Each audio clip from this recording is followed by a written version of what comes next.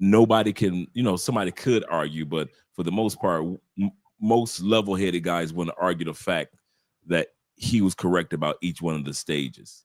And you have to ask yourself the question we have to ask ourselves as a person, as a man, which stage are you willing to or ready to land on?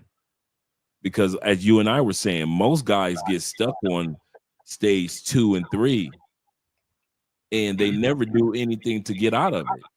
They Right. never get to the point of acceptance, or like he says, indifference.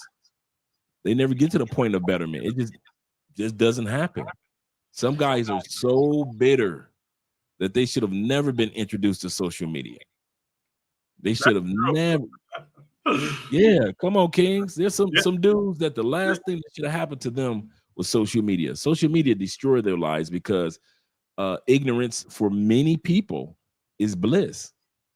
Remember, Harriet Tubman said this. She said, I would have freed more people, and she freed over 300 slaves. She said, I would have freed more people if they only knew that they were slaves. These people did literally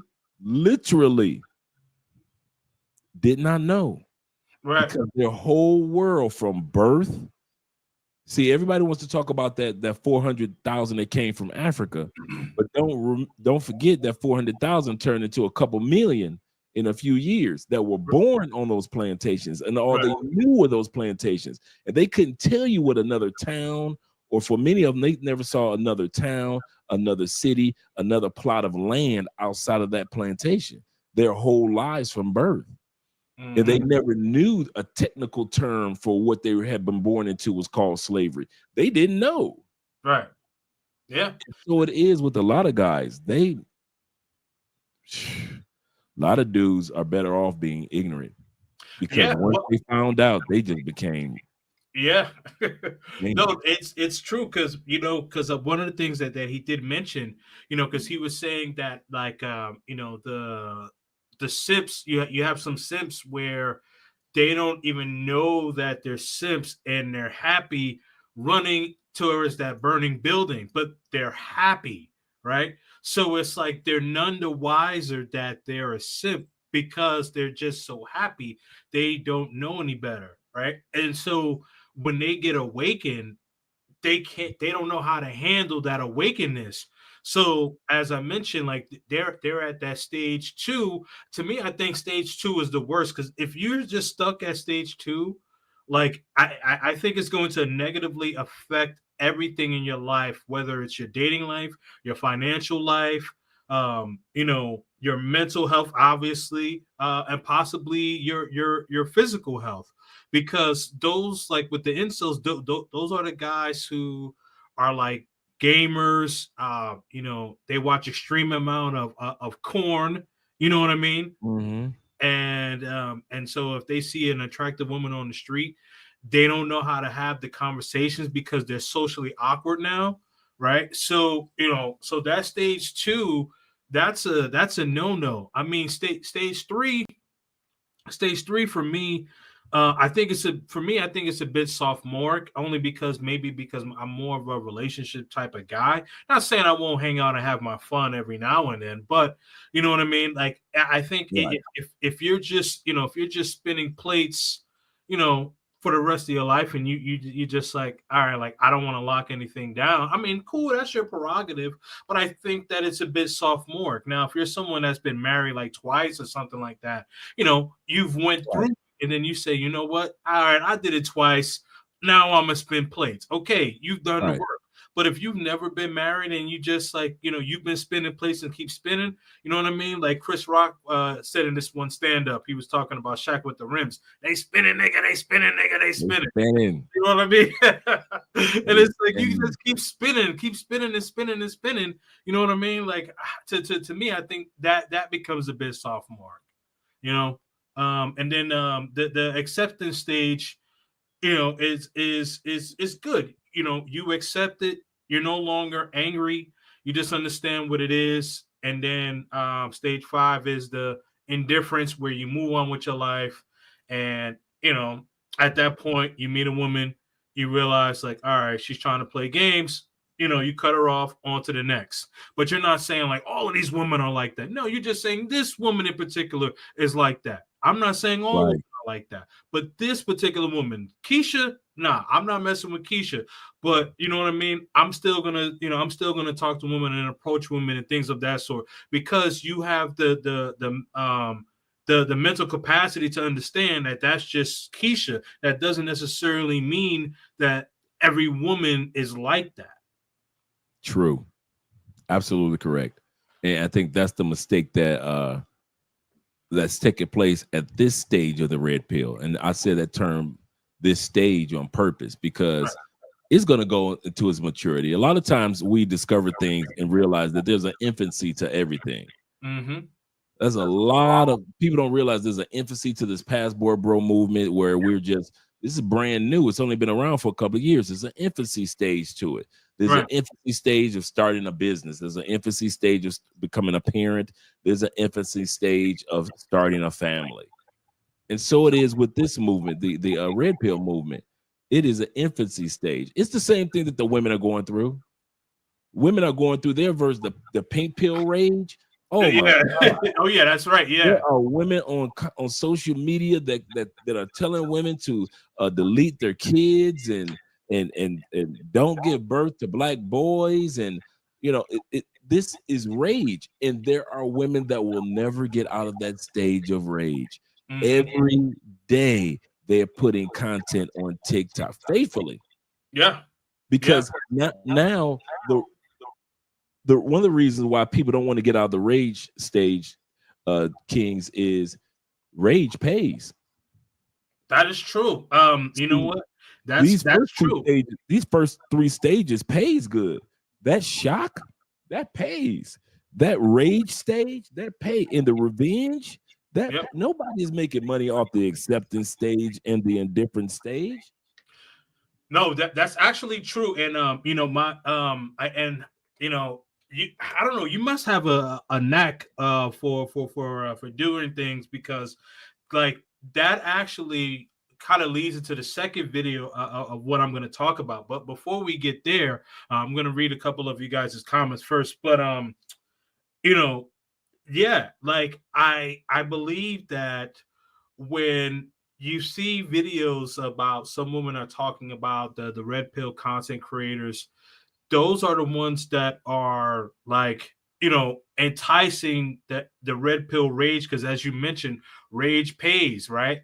Rage pays. You could like or dislike Fresh and Fit, right? I listen to like their their financial shows. Like I don't really watch the late night. Like I'm over that, but I will say that, like, due to the fact that they're they're still getting money, but I know that they're getting money on Rumble and other stuff. But like with their rage, it really brought up their popularity.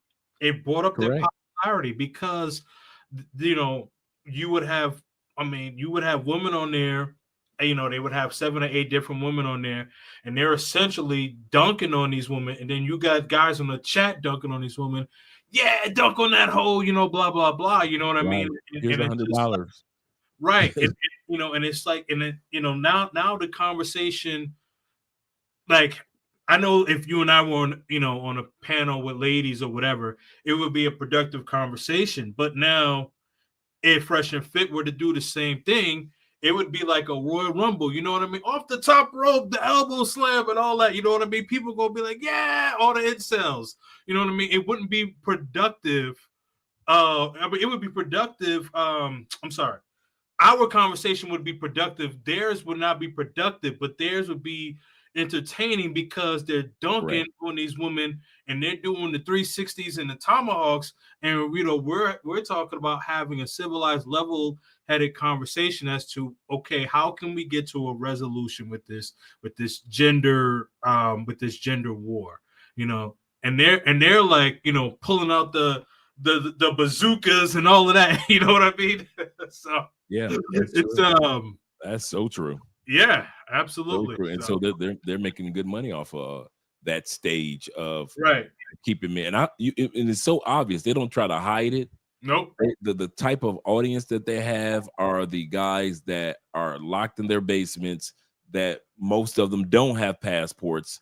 Right. And so they are right there. So they got a pocket full of money, no passports. They're bitter and Fresh and Fit strategically have the type of women that have disappointed these men in their eyes time and time again. Very attractive, Miami based. I mean, what I can say about Fresh and Fit is this: they are in the perfect storm. They came along during the time period of the pandemic, towards the end of the pandemic. So guys were in the house. They are based in Miami, Party Central, where all the hot chicks are supposed to be. They're bringing hot chicks. They're bringing alcohol. And then they get a chance to come at the hot chicks. And then they bring a few, masculine guys like Tate and like other guys to the show every once in a while to show, this is what you guys, this is the type of men you want to be, and these are the type of women you want to come down on. So they'll have the Tommy Sosorda Mayora in there. And so they're doing it so strategic. You're not surprised at the type of audience they get. There's another channel that's like that. I forget, the white guys, they're like that. Whatever. Whatever podcast. Whatever. Yeah, whatever is nothing but the white version of Fresh and Fit. They just bring on the white girl, the hot white chicks, or maybe every once in a while they bring on an obese girl to talk about her. But for the most part, they bring attractive women, and they're just destroying the same dynamic, and they get hundreds of thousands per year, if not millions per year, in super chats. Yeah. And so it's strategic. They're using this red pill rage to make money. That's why social media will never let red pill rage go and never let red pill revenge go. There are very few of us that present the opportunities that are available to us as men by way of information. There are very few of us that are showcasing that you can get this information and you can use it in a positive way, and you can go on to stage 4, which is acceptance, and stage 5, which is indifference, and you can continue to live your life with peace. Right. But that's not what most guys are going to do. They're going to go to stage 2 or 3, and they're going to give out millions upon millions of dollars to these guys that are co-signing it. Yeah. Absolutely. I mean, so you got stage 2 where you got the It's Whatever, and then the Fresh and Fit where they dunking on the girls, and then you got stage 3 where you see where you see the guys